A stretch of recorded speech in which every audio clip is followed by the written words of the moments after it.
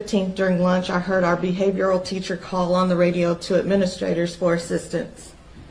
When I arrived, the teacher and students were outside the classroom. One student was holding his head, having been assaulted by the student remaining in the classroom. I entered where the student was still irate and found the room ransacked with overturned furniture. I knew I had to be as calm as possible, and I spoke lowly and slowly so as not to enrage him any further. He picked up a chair and acted as if he would throw it. He finally did throw it at me, but I caught it midair. He picked up another chair to throw at me when another assistant principal entered the room.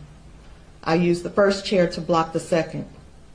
He picked up a third and threw it at the other assistant principal, and I used that initial chair.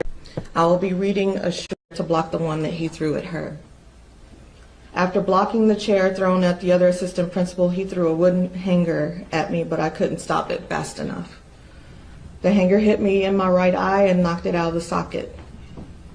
I grabbed my face while blood was pouring out of my head and stumbled out of the classroom door. The nurse and 911 were called. I asked for my cell phone to call my husband to come get me, not realizing the extent of the damage. When paramedics arrived, they determined I would need to be airlifted to Parkland Medical Center in Dallas. I underwent surgery as soon as possible, and doctors were able to reinsert my eye. However, they determined I had been blinded and currently believe that my damage is permanent. I will have to have an additional surgery to repair my eyelid because doctors are believing, I'm so sorry,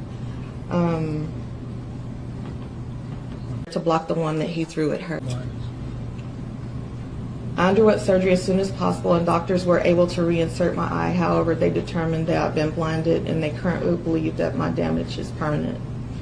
I will have to have an additional surgery to repair my eyelid, and because doctors are believing my blindness to be permanent, removing my eye may have to be an option.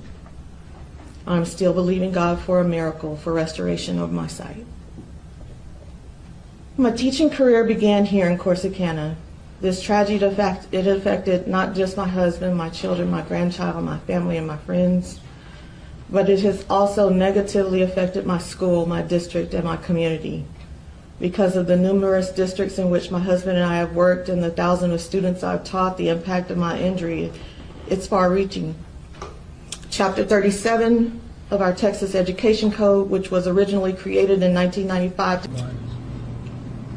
to help protect our marginalized students with regard to how students are disciplined, may need to be reevaluated so that no paraprofessional, no teacher, or principal, simply put, no educator should ever be put in this situation. I fully understand education laws and the need for students to be educated with their peers. Chapter 37 may need to incorporate changes to address the mental, social, and emotional well-being of these students.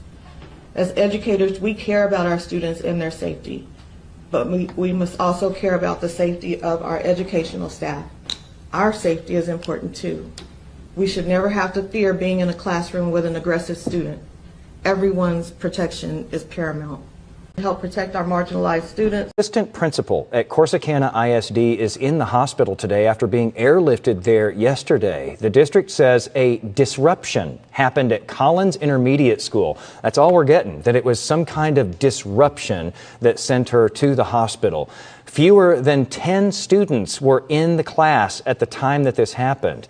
Kendra Rogers was injured. The student who was allegedly responsible